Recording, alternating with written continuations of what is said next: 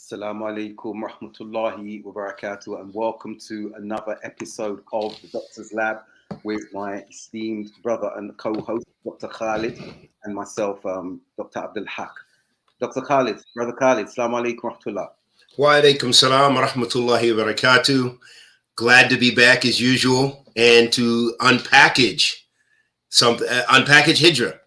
Alhamdulillah, Jazakallah khair. Yeah, always, alhamdulillah, being back and looking at this very important topic. Now, we spoke a few weeks ago about HIJRA in the 21st century, and I think that's a very engaging subject. And I think reverse HIJRA, I don't think there's such a thing, but we put that title there just to discuss that aspect of those who have returned home. And now not everyone who returns home has gone out on HIJRA. And I say that thinking of myself in that instance, as I've mentioned previously, because some of the shuyukh were saying to me when I went to Saudi Arabia and I'd gone to work, that reality of being on a visa, that reality of not really being able to embed yourself with regards to how you could as a citizen was what made me never make that intention there for a HIJRA in the sense of the Shari sense of the word, if I may say so. But those who have done HIJRA and ended up having to come home for whatever circumstances, those who haven't done HIJRA but lived abroad and intended to live abroad for as long as possible, having to come home, we're going to look at those aspects today and some of the challenges and share some of our personal experiences, Brother Khalid. I know that you returned as well from abroad, whether it be the Middle East, whether it be another land that we went to work or live, inshallah. But before launching into that, Khalid, as I said before the show, I was reading around the tafsir and some of the reasons for the revelation of Surah Maryam, the 19th Surah. I'd like to share something here because I know that in this narration we see that Ja'far, one of the Sahaba, when going on the HIJRA, the first HIJRA to Abyssinia, he read certain ayats 1 to 40 of Surah Maryam to the Najashi, to the Negus. And I want to just capture that because there's a particular angle I want to come from. So, for example, reading from the book here, it was this Surah Maryam was revealed before the first migration to Abyssinia. We learn from an authentic hadith that Ja'far, radiallahu an, recited verses 1 to 40 of this surah in the court of the Negus when the Muslims had been summoned. And I'll read an abridged version of this from Musnad of Imam Ahmed bin Hanbal, where the Negus said to Ja'far, "Do you have with you anything from your messenger brought from Allah to read to me?" Ja'far said yes and recited Surah Maryam from memory. King Negus listened to the recitation of the Quran and cried so much that his beard was wet. Negus said, "Of a truth, this and what Isa brought come from the same niche. You two may go, for by Allah, I will never give them up and they shall not be betrayed." And he made that statement when as you know, the Quraysh came. Amr bin al-As came and was very eloquent in the speech and tried to even give insinuations that in their book, in their message, they speak against Isa alayhi salam. Hence the Sahaba being summoned, those who were there in Abyssinia at the time. And the reason why I wanted to bring this, there's a really long narration here from one of the Sahabiyat, and I'm not going to go through this, but the narration is so powerful in the sense that the first migration was to the land of the non-Muslims, okay, Abyssinia. And I'm not justifying it, I'm not inferring for one moment that we use this as a precedent to say we can do HIJRA to the land of the non-Muslims. You'd need religious edicts, you'd need scholarly direction in that regard. There are enough Muslim lands that are out there at the moment to do HIJRA to in the first instance. But why I'm bringing this is that when we reflect on the places we are coming home to, as we mentioned in the previous session, if we are here, we have to be doing something with regards to our deen and promoting our deen, whether it's silently, but through our actions, through our business, through what we do, how we conduct ourselves. If it's vocally, that second level, if we can't change or enjoy the good with our hands, then to do it with our tongue. this is I think, a very good example to show, one, how the Sahaba were when they went and did this hijrah. Two, that this was an understanding leader, ruler, recognizing the message of Islam in the reference to Isa alayhi salam and Muhammad sallallahu alaihi wasallam and Tawheed at a particular time. I want to come from another perspective, that this was the first place eventually that we saw before Medina that became Muslim as a result of the Negus taking his Shahada. So I think it's a very powerful story and narrative. So many lessons to learn from that, because individuals sometimes will come back from living abroad and say, okay, I'm just going to put my head down. I've had my bit. I'm not doing anything. I just want to work.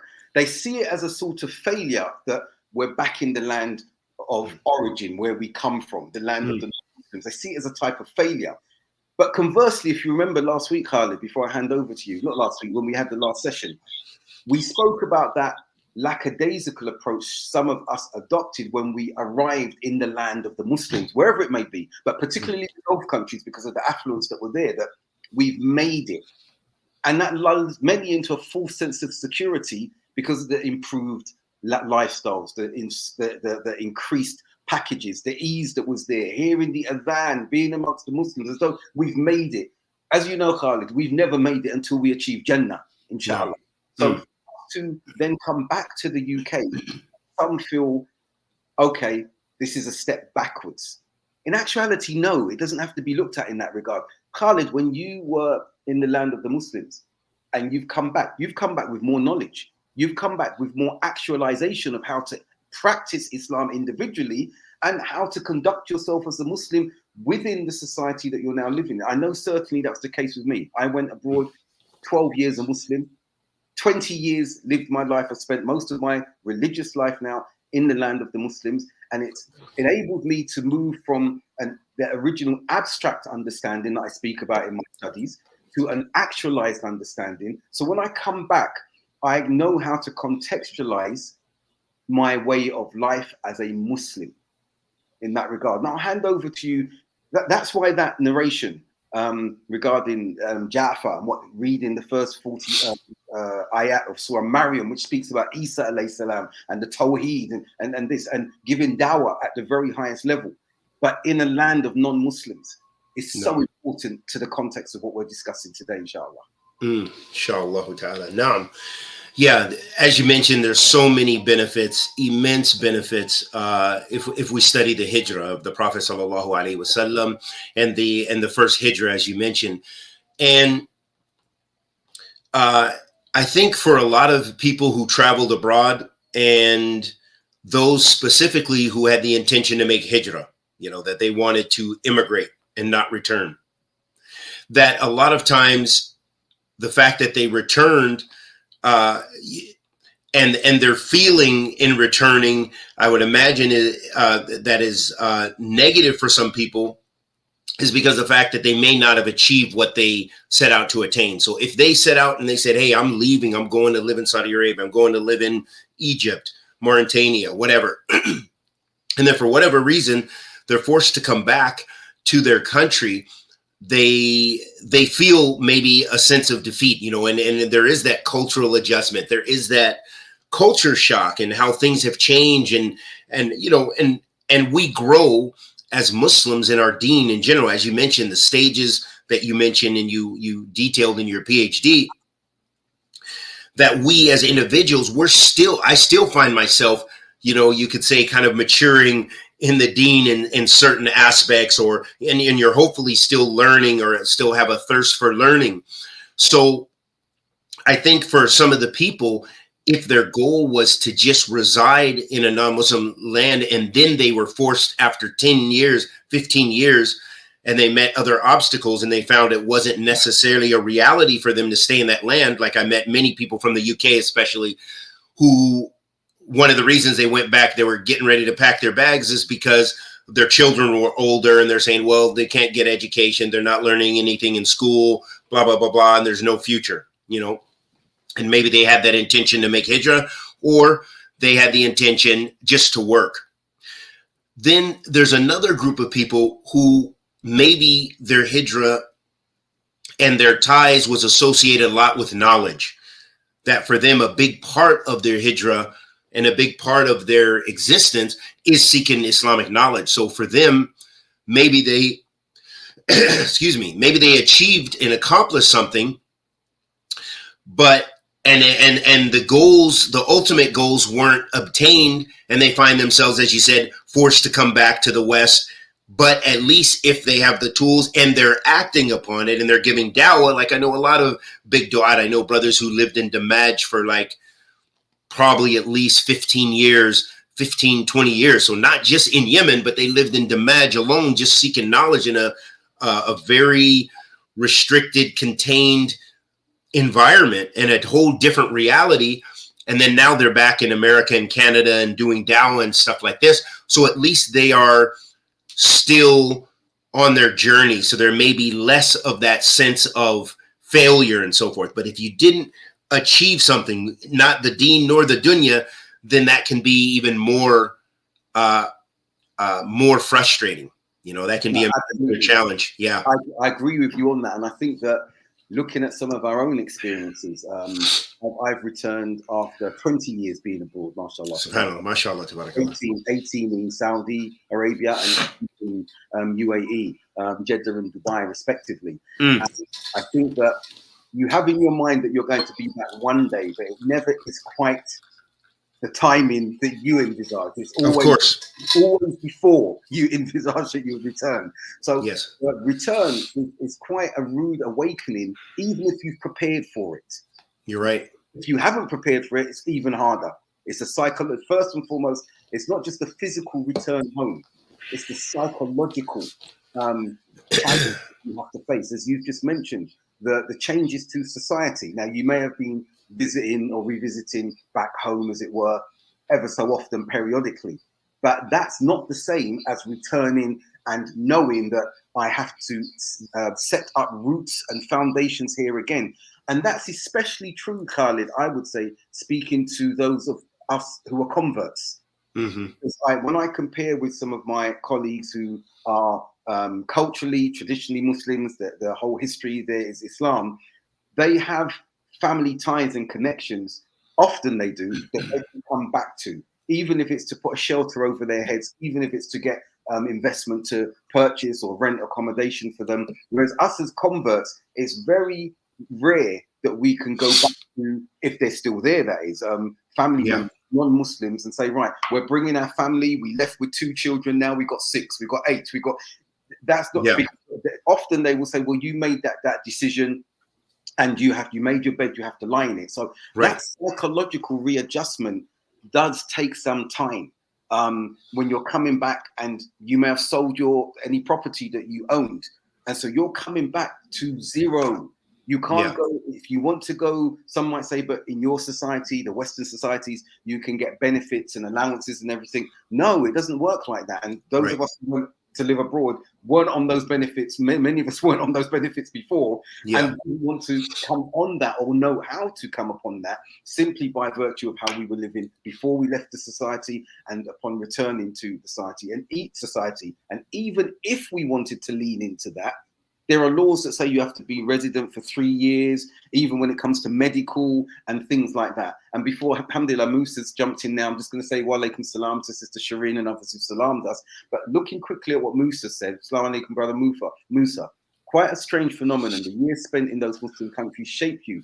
But before you leave it, you are forced to leave and return to a home which feels anything but homely. And Musa, as you were saying now, is absolutely right. Khalid, you know some of the American brothers who are our elders, okay, who lived abroad 30, 40 years.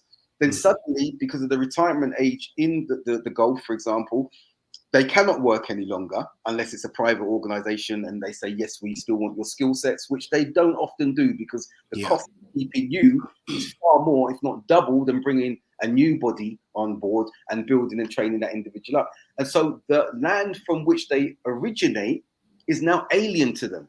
You know American brothers, I know American brothers that's happened to. I also know of examples of those from the Indo-Pak subcontinent, for example.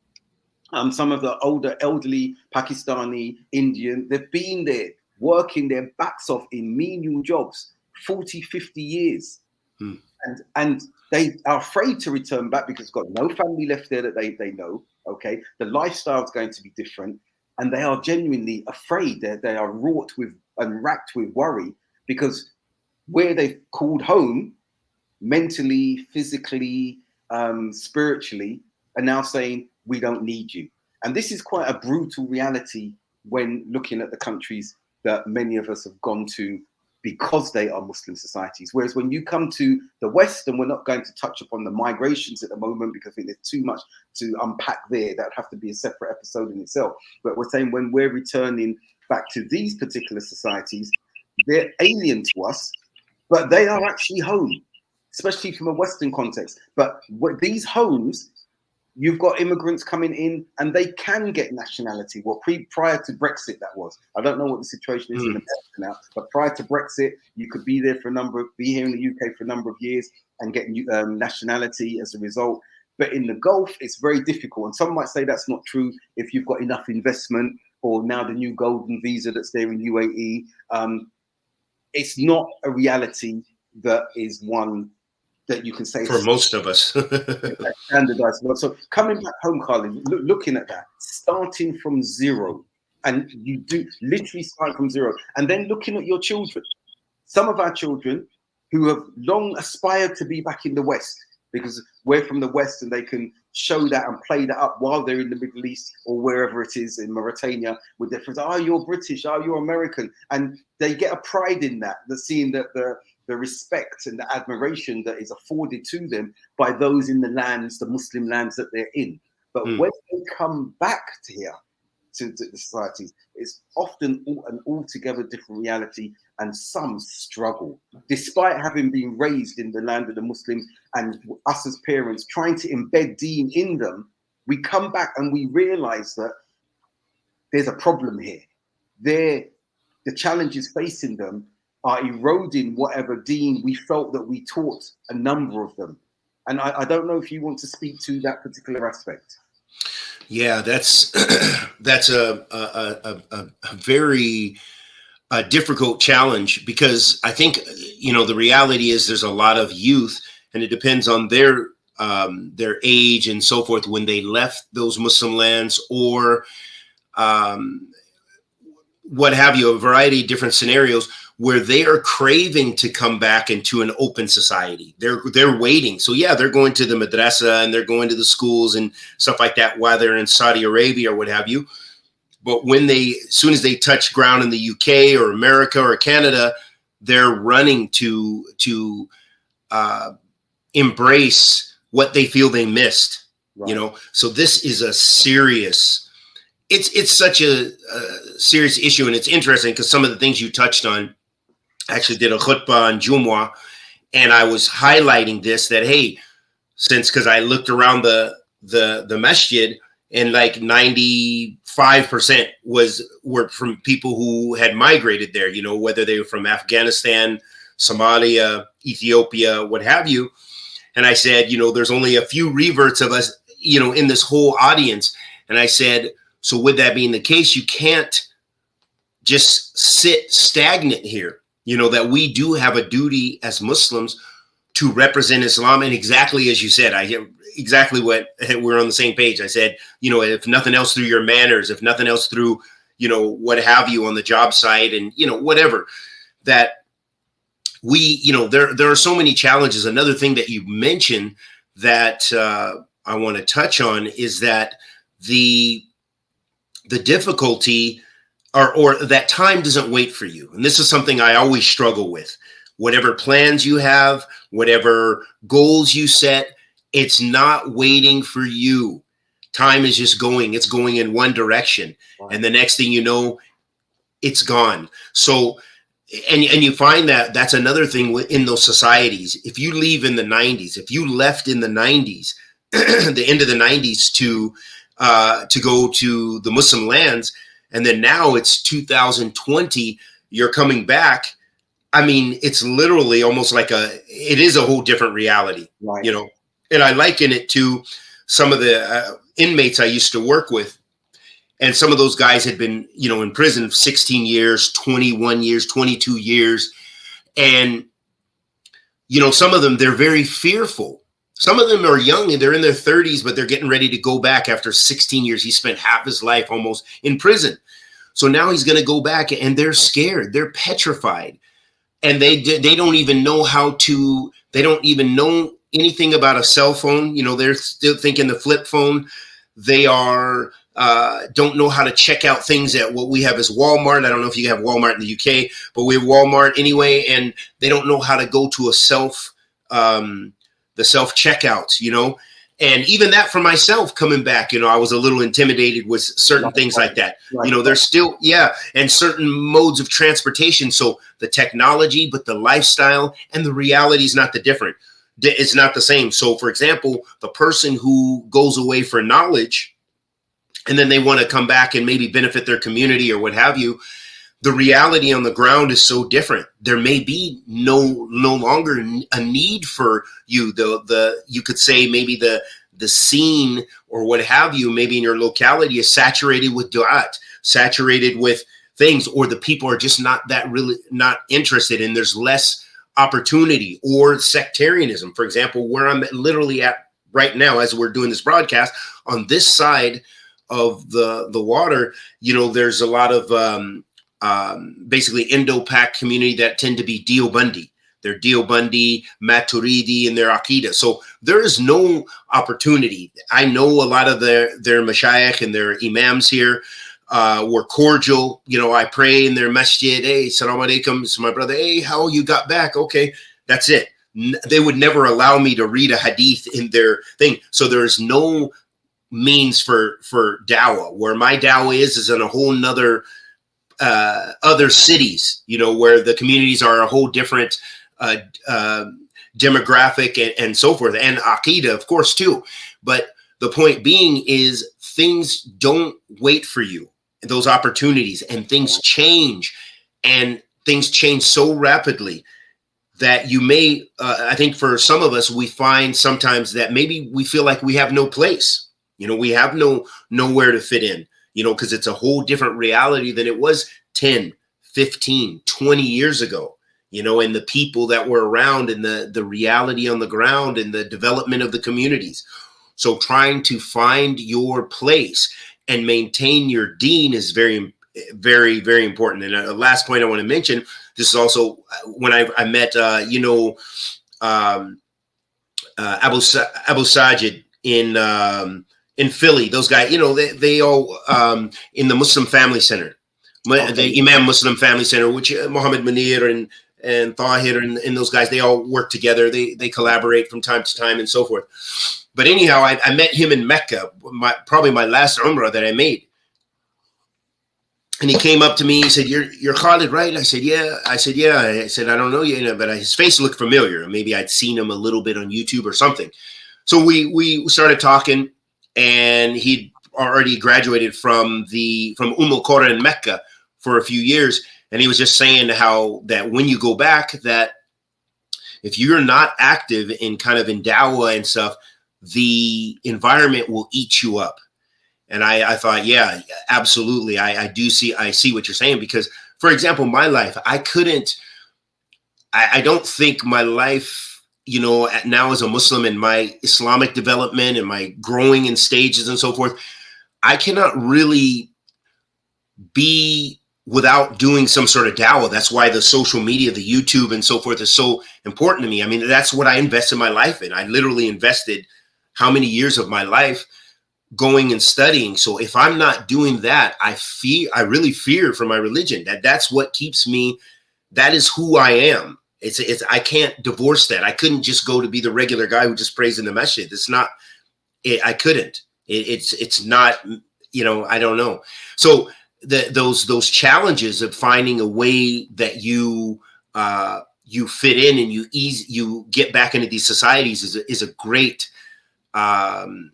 It's a great challenge, and we've seen many people who drowned, who didn't make it, and then you see, alhamdulillah, those who are successful, who inspire you.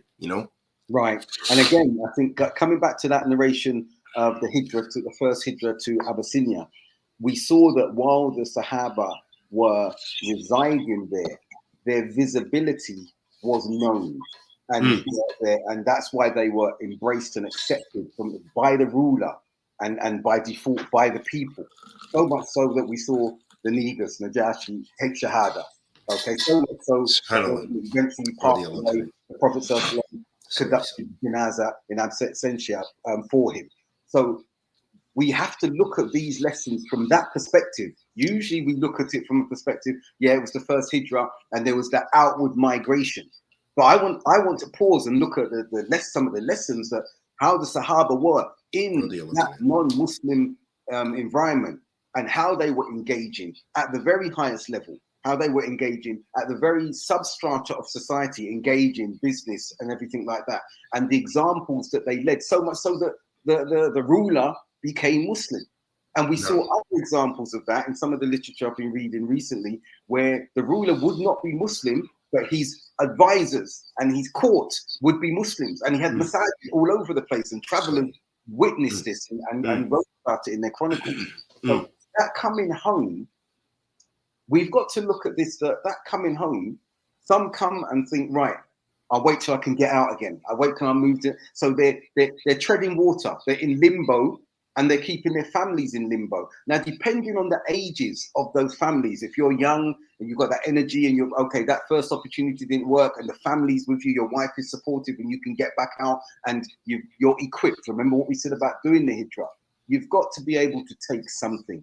You've got to have something to give, to contribute to that society, a skill, a qualification. So if you're younger, and you feel, yep, I've got the energy. If you're older and you've got the energy to say, right, I can do this, I want to do this, fine. No one is going to say, hold on a moment. But for those who come and don't have those opportunities opening up for them, there's got to be a psychological readjustment and a mental, spiritual readjustment that I'm here. I have to be doing something in my life for me and as well for my family. And then if I can do more for the immediate society or the community that I'm in, then we need to be doing that. It is a struggle, Khalid, as you know. Coming back, I've been back since, end of November last year. Let's call it beginning of December. We're in July now. 8 months. To readjust within 8 months after a 20-year absence is not enough time. There's still... No, of course not. Still going to be adjustments. Alhamdulillah, some of us are able to get jobs quite quickly and everything like that and adjust and everything like that. Others are not so quick to do that. Then you've got to look at your children and schooling and everything. But also, Khalid, another key thing you would have noticed, you and I have noticed, you've mentioned about the landscape changing. Before, we were able to speak more openly with our dawah as against the ills of society. About Tawheed. Tawheed we can still speak about. There's no factoring or closing down in that respect there. Talking about the Sunnah, talking about Islam, as we've always done. The Salafis have always done that, mashallah. I think more so now, alhamdulillah, we're seeing from the Dawah, from yourself, Sheikh Tahir and others, and over here in the UK as well, an implementation of that Tawheed. I think in the 90s, there was a lot of education about Tawheed, but there wasn't the actual implementation, except from a few of the du'at who were speaking, Sheikh Abu Usama and those who were around at the time, and communities like Brixton really trying to implement what Tawheed meant. I think there was an element of isolationism that took place, or not, I know I was the chair at the time, but we tried to start opening out, going back into the wider communities. But coming to the point that I want to speak to you on, we've seen postmodernism and a liberal fascism. I call it liberal extreme in my works, as you know, all those years ago when I did my PhD, that has become so pervasive that it's affecting every level of society. And this is a minority position that's been taken that is influencing or impacting adversely on everyone. Yeah. We are muted in speaking against this, because what it can cause not only to us, our employment, our children, the environments, community that we're in. And you know what I'm speaking to in that regard. I'm not shy to speak about that, but I'm saying coming home, the whole vocabulary or aspects of the vocabulary are totally different. Everything. The onslaught of that ideology, it's powerful. I'm working now in a Muslim organization, and I notice all the emails, everyone says their name as a Muslima, and her, she, and Pronoun. something his, him, and you're like, hey, you know, subhanAllah. So I didn't say that. I just said my name, my given name, and then I said Khalid Green in the parentheses. I don't know if anybody's going to say anything about it, but yeah, it's a whole different landscape, and it is an onslaught, and it is, you know, even during Jumu'ah, they had a petition. And so we all, you know, I encourage the people to sign on the petition. I guess if you're a citizen, that this petition for here in Washington State now, basically, if your young 5, 6, 7-year-old runs away, and the reason that they run away and they're found by the state, the reason that they ran away was because of transgenderism, or they feel that they were oppressed because of their sexuality. The state does not have to, if you call and say, my child is missing, they do not have to say, we have your child or we're helping your child. They can, your child is taken away from you. So the state can literally kidnap a child that nothing to do with maturity, nothing to do with anything of making their own decision, nothing to do with abuse, but yet they, this is how this agenda is, it's threatening the society, is threatening morality from its core. So these are those challenges. I mean, the things that have happened just in the past few years is like a comic book or a movie. You know, it's like watching one of those movies where, you know, Big Brother has just, you know, everything. It's like the Twilight Zone. Okay. For those who know about the Twilight Zone. And so that, you know, it is just so, you know, right is left and left is right, up is down and down is up, and maruf is munkar and munkar is maruf. You know, the good is evil and evil is good, and you don't even have the option of being on the sideline. You know, it's in all the schools, it's everywhere. So these are severe, unfathomable challenges that we're facing, especially because I've only been back since right before the pandemic. I came back in 2019, December, the last month of that year, 2019, in December is when I came back. And it's still taking this long for me to really adjust. And I'm still not settled here. I've relocated back to the state I landed in initially. And, you know, and my home is actually in another state. And, you know, I'm still trying to get settled because it takes a certain amount of income. It takes, you know, it's just so many different challenges and realities that you have to face. And then there's that moral, that onslaught of immorality, you know, and the politics and stuff. And so now you, as a person coming back to your land, you are ghuraba, you're gharib, very strange in this land, and the things that you're having to deal with and you're faced with that you never could have imagined. We never could have imagined some of these things, you know, really. No, absolutely. No, I think similar to you, I decided not to move back to my local neighborhood, if you like. Okay. Yeah. The ends, as we call it. I decided not to. I'm actually living, my wife and I and our children, some of our children with us, decided to live outside of London. I work in London, I commute to London, but I thought I can't get back into what was already the capital city, fast moving, the moral decay that was in society, which has accelerated from, it's like on steroids now, from being, and having to mentally adjust to say, okay, I'm now going to be dealing with individuals and not know, in front of me, they may appear a particular way, but I can't address them according to the way their appearance, because I just don't know what and where they are with regards to their persuasions and how they consider themselves or how they project themselves in that particular way. That's to do with people.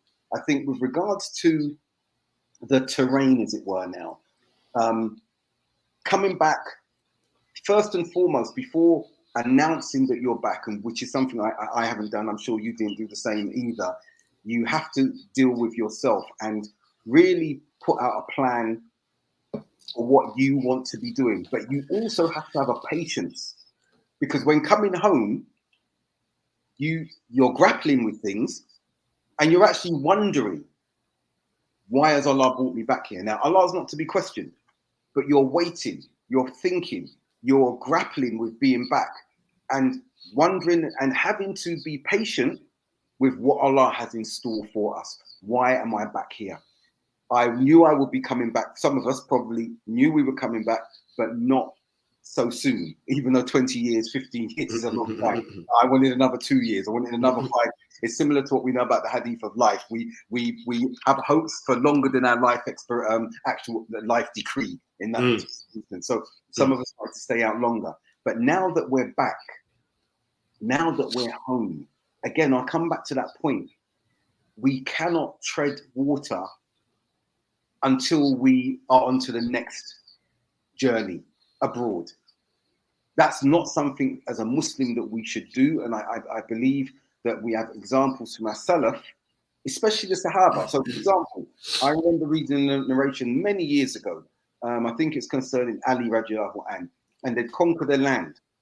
And he continued to do the traveler's prayer for more than 9 months, nearly a year. He always intended to return home. But they were not treading water. They were giving dawah. They were teaching. They were building. They were even expanding beyond the borders that they'd conquered in that particular instance. So they were not treading water. They were not just sitting there waiting to go back out again in those examples there. And we need to take lessons from that. I think it's really, really important to take lessons from that. When we go back to the Abyssinian example, those Sahaba did not move from Abyssinia until the Prophet ﷺ had established Medina and said it was safe for them to come. They did not move. They were not just sitting there, right, we're here now, let's do absolutely nothing until we hear what's happening. Some went back to Makkah on the first occasion because they were given that false rumor that it's safe to come back. And then when they were imprisoned by their own families when they went back, others stayed until it was time to make the second hijrah to Medina. So I think for us, Khalid, coming home, many of us who've come home, again, converts have a huge challenge because we are starting from scratch. But I want to speak about some of our brothers, heritage Muslims, because some of my closer friends and yours as well, close brothers, when listening to their discussions, they had a dilemma while they were living and secure in the countries that they were in and the jobs that they were in. Some of my brothers especially in UAE, when we used to have our dinners and gatherings and study circles, there was always that discussion. My parents are getting old now. My parents are getting older. It's not enough. It doesn't suffice for them to keep coming out. Yes, we've got apartments for them. They come, they love seeing their grandchildren, everything like that. But they say to us, UK, America, that's our home now. Not even the countries of origin, Pakistan, India, Bangladesh, wherever that may be, Egypt, whatever countries. The UK is home now. So the dilemma for such brothers and sisters is that the duty to the parents. Now, the parents are not always calling them home. Some do. I'd like you to be back home. And they immediately say, I have to obey my parents in this. They know the reward and the weight of blessings serving their parents. But the parents who don't say that, I see the conscience still being pricked of those brothers and sisters who are saying, I need to return home to be with my parents. It's a huge dilemma for them. So I want to acknowledge that for our heritage brothers and sisters, that them coming home when they don't need to, they haven't, no longer, the jobs are still there, the security is still there. Unlike those of us who, right, okay, the job situation, I've finished my last contract, it's time to move on, and it's better that I go home because I'm not seeing the circumstances as favorable as I would like them to be in the next job that's being offered or such like. Those who are saying my children have grown up and everything, those other brothers and sisters who don't have those circumstances, coming home just to serve their parents, there's a huge reward in that. And there's a dilemma because I've got my children in the land of the Muslims. I've raised them in the land of the Muslims. The security's there in the land of the Muslims. My parents won't come, but we know about the obedience to parents. We know about that serving and reverence that needs to be given to parents in that instance. So converts and reverts, and heritage Muslims all have this huge dilemma when returning home. When we look at non-Muslims, for example, who use the terminology expats, When they go out, many of them end up staying in places like UAE because they love the environment. It's very conducive for them as well. But many of them go out just to make money. And you would have met individuals out there, they take the housing, they don't spend a penny of the money that they're earning, because that's with a view to channeling it back to the countries of origin. And then when they've done their term, they go and buy a house, they go back to the country. They may even denigrate the lands they came from, ragheads and this, that, and whatever. But look at the money that I earned from that. That's, I think, declining somewhat, because a lot of dawah has been done to a lot of the non-Muslims who are going out into these lands. We're seeing what's happening with the Premier League footballers in the UK all being signed up in Saudi Arabia at the moment. So there's a more favorable impression of the non-Muslims going to these lands, but their paradigm is altogether different. Carl is saying, I want UK to be good for us to live. Yes, Carl, this is something that we all would like. We can practice our deen here, but there are some constraints as it relates to the ideological constrictions as we discuss some of the changes that have taken place in society since we've returned.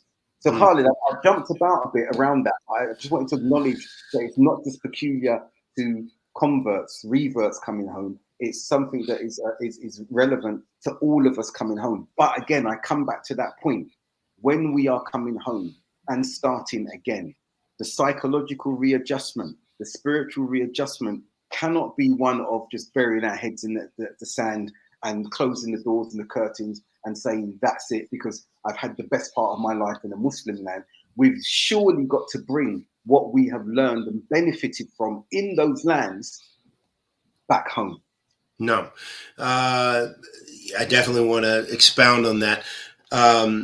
In that we also as reverts have the very similar dilemma of wanting to, really, that was a big driving force for me in wanting to come back too, was for my elders. You know, my mother and my grandmother is still alive. That's kind of one of the reasons that I'm here now, back in my home state. And she's 96. And yeah, she's still hanging in there. And I got to get some of that history still while she's still here. And so we also are driven by that as well, even though they're our non-Muslim relatives. And the reward is equal as well, as far as, you know, the reward for taking care of your elders. Right. But one thing I want to highlight or emphasize or look at is the fact that, that is going to be based on a person's intention. Okay. And we're having husn al-dhan for people's intention. But what I've seen in my experience, equal to yours, is that I've seen a lot of people who that's kind of their excuse for coming back. You know, they were muhajir and they'll break it quickly. They'll say, yeah, well, I am going to, I'm going to, okay, I'm going to leave. I'm going to, go back to serve my parents. I'm going to go back to take care of my elders at the drop of a hat. And what I mean is, there are a lot of people I've seen, or, because there's a little dilemma with their children or something like this, then they're quick, because I think it's already in their heart that they want to go back. They're missing, and this is a reality, but all of that comes down to the intention, and that is with Allah subhanahu wa ta'ala. And what's so relevant here in relation to this, literally, even in the narration itself, the hadith of Umar radiallahu ta'ala anhu, in which he said, I heard the Prophet sallallahu alaihi wasallam saying, verily, actions are tied to the intentions, and everyone shall get that for which he intended. Therefore, he who migrates for Allah and his messenger, he is migrated for Allah and his messenger. Mm-hmm. And he who migrates to take for some worldly gain, or to take some woman in marriage, he will get that for which he intended. Right. So this hadith is so relevant because it's also talking about hijra, and that hijra is such an important Islamic duty and something in which there's immense reward. So that comes down then the issue of, okay, if someone is a muhajir and then they go back and they break their hijra to go back to take care of their parents, which one takes precedence? And or are they going back for a temporary thing? Because I think what I have seen and witnessed, and only Allah knows the people's intention for a lot of us, is that we were already kind of 1 foot out of the door, and this just kind of gave us a justification. Well, I need to go take care of my parents.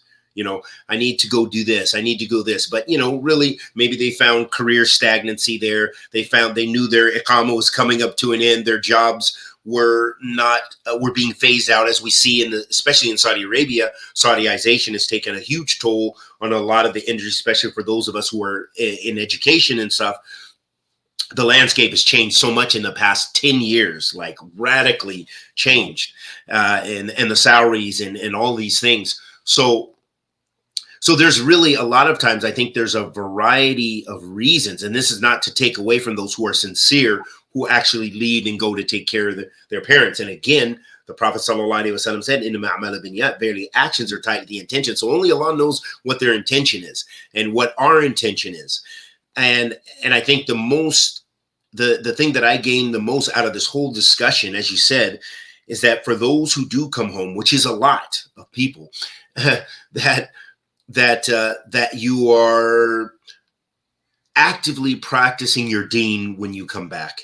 You're actively and hopefully actively, if you've acquired some knowledge, that hopefully you're doing something to share that knowledge, because you will find, otherwise you may find that the environment eats you up, because there's so much, it's a different reality. Once you become accustomed to a place where you don't see anything, for most of the time in my years in Saudi, I didn't see anything that was to be able to come back now and literally go to the grocery store, or you're at a picnic at work that you kind of have to be there or whatever. And there's bathing suits, 1 pieces and half pieces and no pieces, and everything is there. That is a major shock to compare to, the woman got on the bus and her ankle, her abaya went up and you saw a piece of her ankle. Astaghfirullah, that hit you for 3 days. Now it's a whole different reality. So the environment can really, one thing I would say about living in some of those Muslim lands, especially the places that we resided in and living in Yemen and Sardinia, especially, that because it's unlike many other places, where the hijab was emphasized and enforced up until more recently, perhaps, I don't know, but that, the fitna was so you could avoid it to where it's easily to make your guard down. Now, I find that environment made me hyper sensitive. You know what I mean? Because you're in a protected environment where, like, for example, I had a student. I lived in a place called HIJRA when I first went to Sardinia, and I had a student from Qasim. And I remember once it was outside of, we're at a cafe or something, and he said, "Wallah, who said Khalid? Teacher Khalid." He said, HIJRA is so much fitna. And I said, "Fitna? What are you talking about?" He said, here the girls, they go around and their eyes, you can see their eyes with their niqab. And I was like, because he said in Qasim, they wear like this and you can't even see the eyes. So it was so much fitna for him. And that shows you how everything is relative, right? And how your heart, especially those of us expats, whereas before we may have been given dawah to women that were in a bathing suit and we could still sort of navigate that, it wasn't a big deal. It was just so accustomed. But once you get in a protected environment, I don't know if it lets your guard down. I don't know exactly how to describe it, but where you come out of that and then it's hypersensitive. It's like even the issue, let's be honest, akramakumullah, it's a different topic. But what I find is, because, for example, a lot of our students and stuff like that, like in Saudi Arabia and a lot of those Gulf countries, unfortunately, because some of them, because of the separation of sexes, which is mashru', but, how we practice it, all the details, Allah subhanahu wa ta'ala knows best. But I find that there's also some of those guys, the homosexuality is also running rampant. Right. You may not see it, that's not our world, but I'll tell you one thing. This happened at my job in Jeddah. So we were there teaching, and that was a shock for me to even see someone like this. So one of the students, he obviously had a lot of wasta, he had a lot of connections.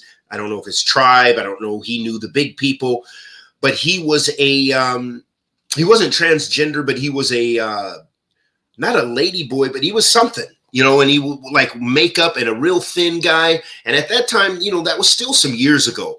That was like 2015 or something. And he walked by my classroom, the whole classroom of 20 something men, you know, or actually that happened in my classroom, but the classroom, another brother who was teaching, he said the whole class turned. And then one of the students said, "Teacher, he's beautiful."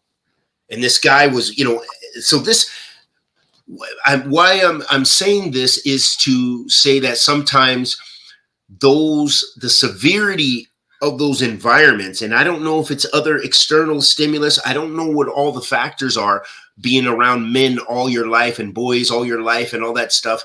I don't know how the shaitan, you know, and then now the external thing, but you know, that was also an issue too. And it seemed like to me from my discussions with some of my students in those latter years in Sardia, that was becoming like almost, you know, where it was kind of like not a big deal that, oh yeah, we know so-and-so or so a bunch of guys, they'll come to the party and they are like that, you know? No, so it becomes, yeah, it's just, so this is it's a travesty, but I guess to say all this was to bring it back home is that sometimes you get, you know, in being in those bubbles. Now there's a, what do we say? Insulated, or we're in a insulated environment. What do we say? Incubated. Okay, incubated. I never heard that one, but it's sort of, I would say insulated. You know, I'm not talking about producing that behavior, but I'm just saying your environment is so restricted and you're living in a bubble. Okay. So if you, for example, living in Damaj to living in other parts of Yemen was a bubble. You know, that was a whole different reality. Okay, you don't see women at all. You are just seeing students of knowledge and the scholars, and you eat together, and it's like not like the rest of the society. You leave that, you come to America, any place in America, you know, it's like, you know, it's the environment is like on steroids. It's the stimulus, the difference in the cultural norms and everything, and the munkarat that you see as well, the sins. So, you know, when you're so insular, or you're so isolated and in a bubble, that sometimes when you go outside of that bubble, I mean, you're susceptible more to social ills and the distractions and the fitna. You know, I've lived in Saudi Arabia for many years of my life, so coming back, it's just kind of, wow, whoa, this is heavyweight stimulus. And then having, you know, most of my years in Saudi Arabia, I never worked with a woman. I didn't, you know, there was no ikhtilat until my last job, and they started changing it as policy. So there was like 3 women that were in the admin. So they would come around us and we'd have to work with them a little bit. And, you know, and then it was a strict rule. There better be any kind of harassment or the hammer's coming down. Like it was going to be a big deal. So they gave a big lecture and stuff like this. So this was the changing times. But to go from that, from so many years of my life, to come back, and now my boss is a woman. This one is a woman. They wear, and it's also a particular culture that they come from, and where the tightness of the pants and the tightness of the clothes and the dress, and, you know, you're in the mix, you know, it's just, it's been a very difficult adjustment, because that's the reality that we find. So that's a whole nother reality when you come out of an environment where there's no ikhtilat, to where the reality is for most of us, we end up having to have jobs where we're ikhtilat, where you will be, your boss is a woman, and you will have meetings with only your boss. You know, you will be alone, and these are reality. The head of the whole thing is a woman. Most of my administration, the job I just left, were women. They were all, you know, it was just like, and they were, you know, it was different. So anyhow, these are very different challenges that we face in making that adjustment. You know? I think it's very important. You've raised some really important aspects there. I want to talk on that before we move forward. Yeah. Based on what you said, like, for example, I deliberately stayed in some of the more liberal cities because I didn't want there to be a culture shock to my family. So from London, we moved to Jeddah. Yeah. Was at the time the most liberal city, but there's Dean there, mashallah. Yeah. Alhamdulillah. I benefited a lot in Jeddah. Yeah. Right. So I ran schools, as you know. I ran institutions. So Alhamdulillah. there were female sections, male sections. Some of the international schools were classes weren't mixed. Alhamdulillah, I was able to keep that division and everything like that until, as you said, the rules started coming in. There need to be more women in. I had some Saudis who, mashallah, practiced in Muslimah, made sure they had their own spaces and everything. Even one of my daughters came and worked there.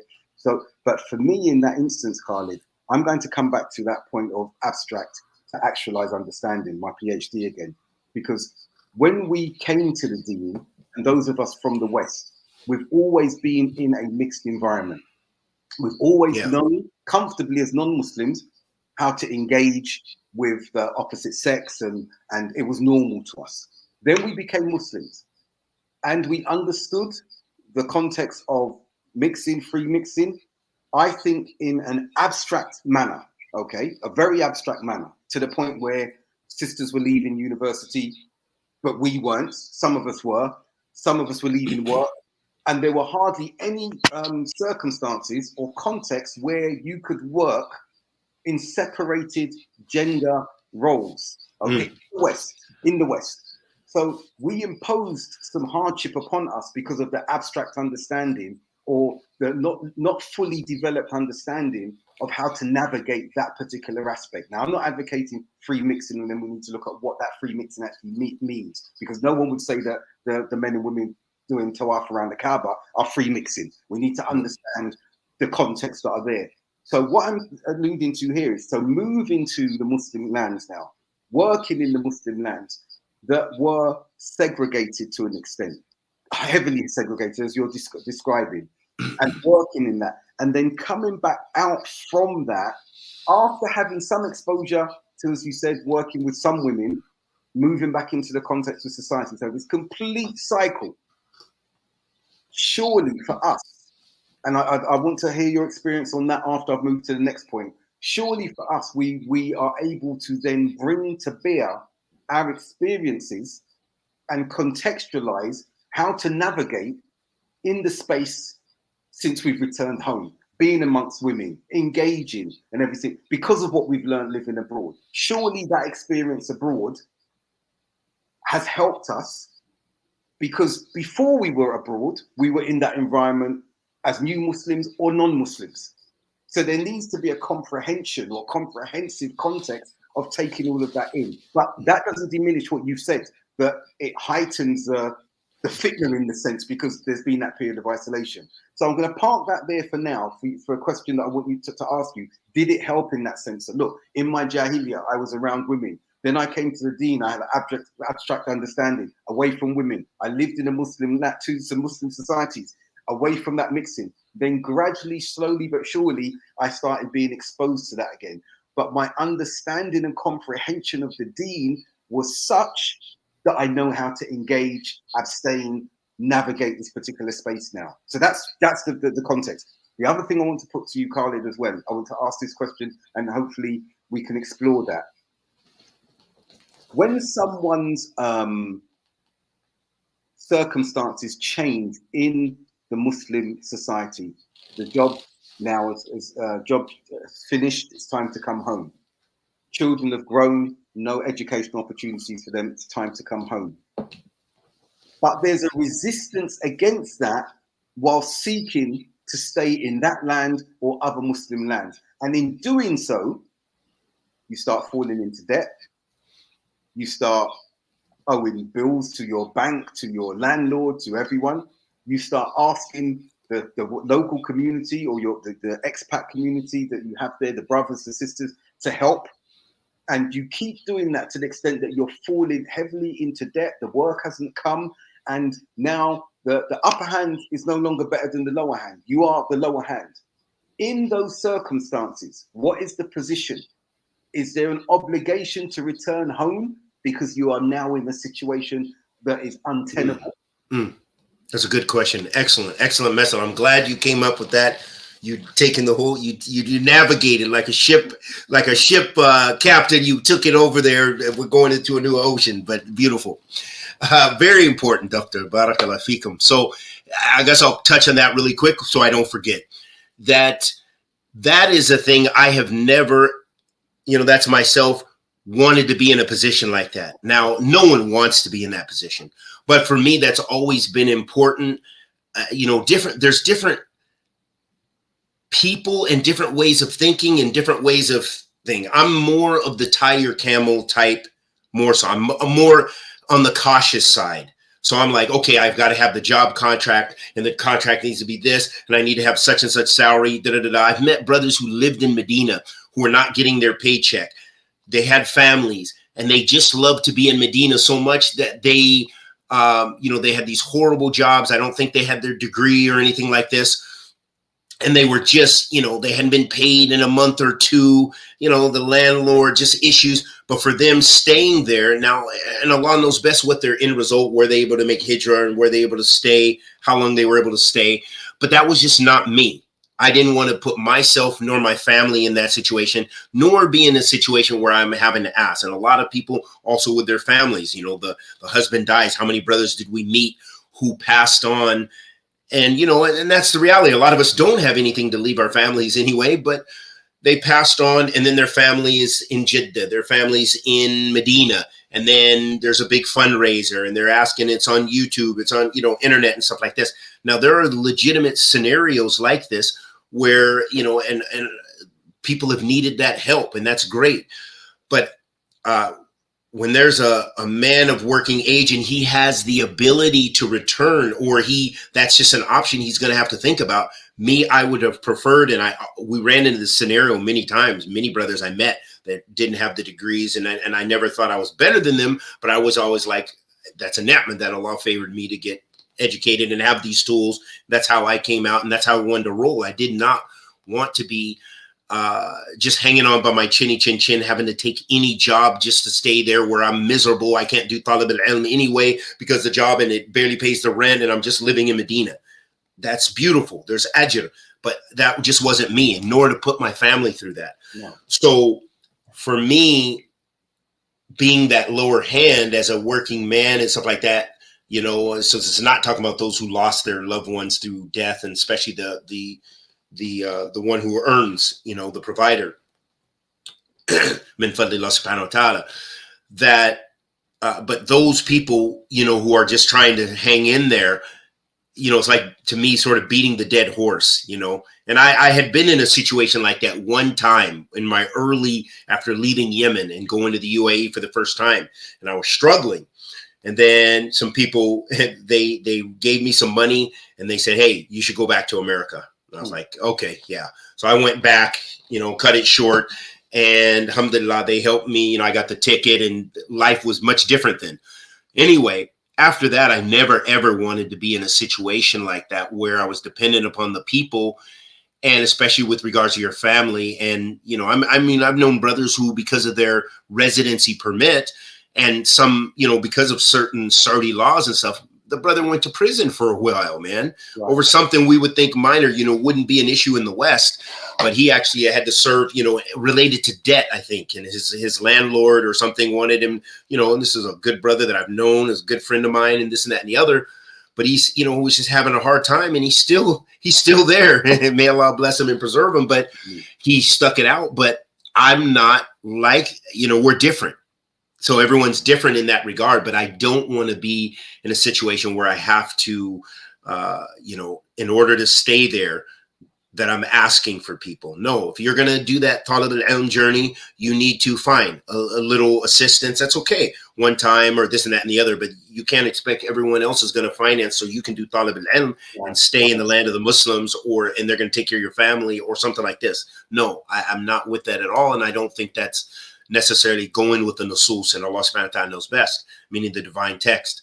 The second point, which was the first thing you mentioned, was about the knowledge and our experience coming full circle and coming back to, being to a mixed environment. Well, you see where the wisdom of Allah subhanahu wa ta'ala says to lower the gaze, okay?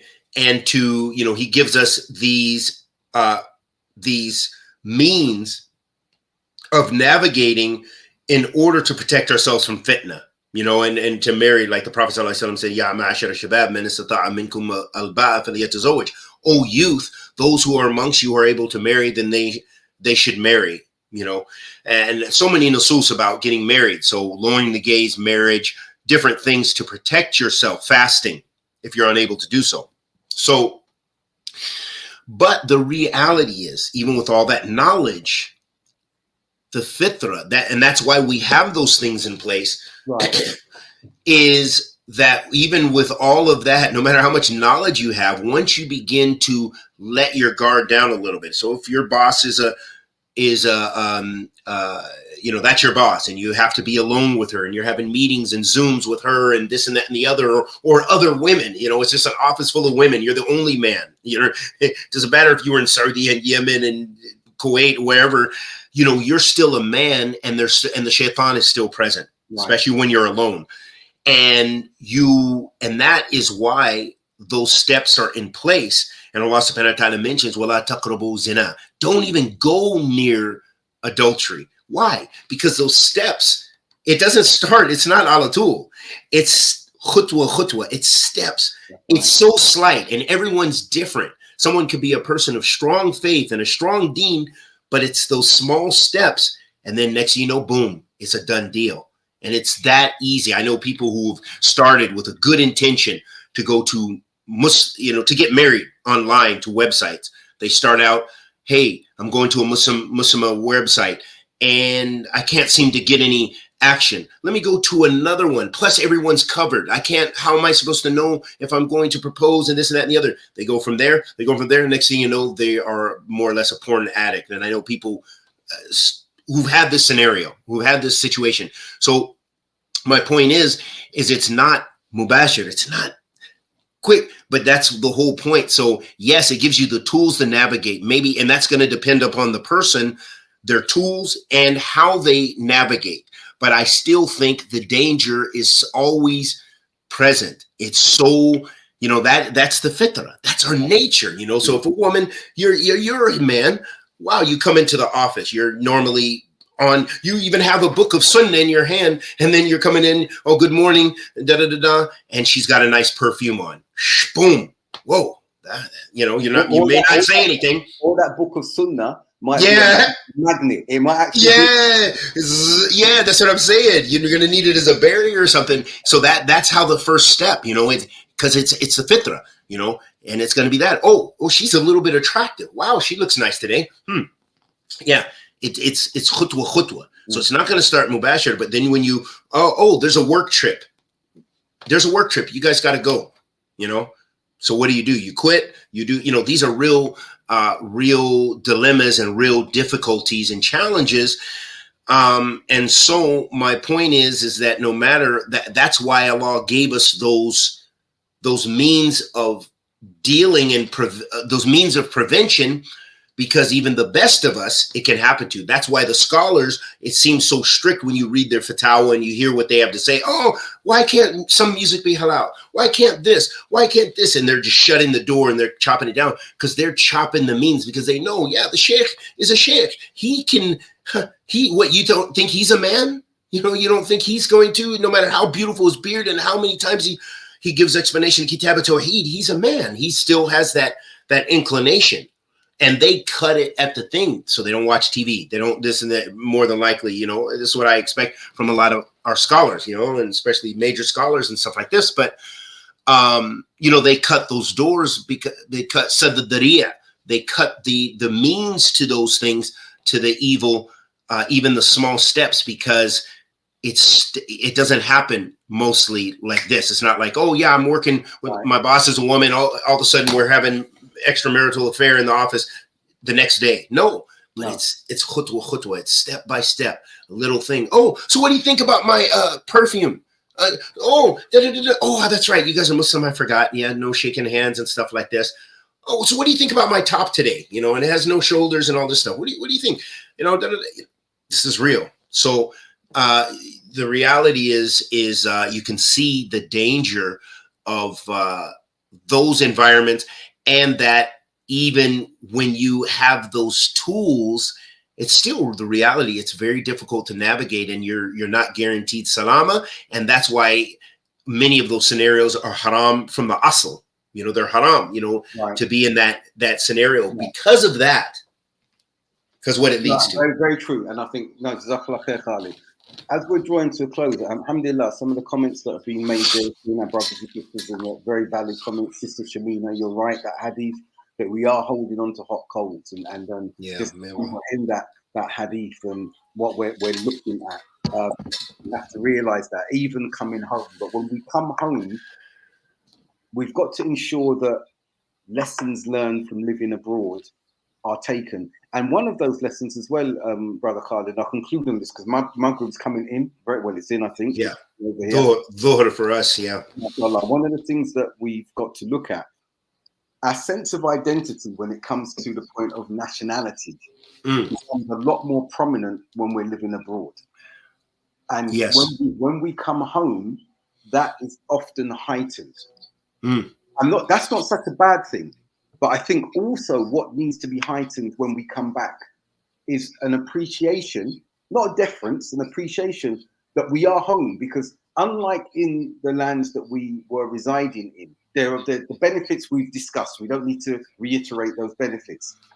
But when we're here, we are citizens of the lands that we're in, and there are certain rights or opportunities or allowances that we have access to that we don't have access to in the Muslim lands. Now, again, if there are those who are returning for the reasons that Khalid has said, which are, like you said, Khalid, their one foot is out already and they're just looking for the excuse to come back, and those benefits are sweetness for them to come back, then that's a problem that those individuals have to check themselves and ask, were their hearts really making hijra? Not the physical hijra, the hijra to be in a more conducive Islamic environment. They have to question themselves in that instance. But also the niyyah changes too, as we talk about those stages, you know, because we may start off, many of us, we started off with that mindset. And as you said, we go through the maturity stage, we go through the stages. So it switches, you know, you may struggle with that during that process, and you are in flux. We're always in flux with our iman and stuff like this. Yes. Sorry to cut you off. Go ahead. That's a good point. So when coming back, we mustn't be coming back from the perspective of the benefits that I can achieve from the state. Okay, I'm being very careful what I say here now. I'm coming back for, I can get all these benefits in the States and they didn't give them to me. In the country that I'm from, they give me all these benefits. I don't have to pay for my medical, whatever, especially in the case of the UK. And they didn't give me that there. And it puts some sort of disdain and some negativity and some dislike, even if it means my job has finished. And then we start having some disdain. And we've got to be careful that when we come home, we don't join that bandwagon of negativity towards those societies that we have benefited from more than we can ever imagine, religiously, spiritually, everything. And some of us end up doing that because we've had a bad experience, or we collect the bad experiences, which often do not outweigh the good experiences. And we're suddenly speaking with a tongue, the same as those who hold those lands to be backwards, enemies to the West. We've got to be very careful that we are not connecting our negative experiences with the propaganda and perspectives of the society that we call home.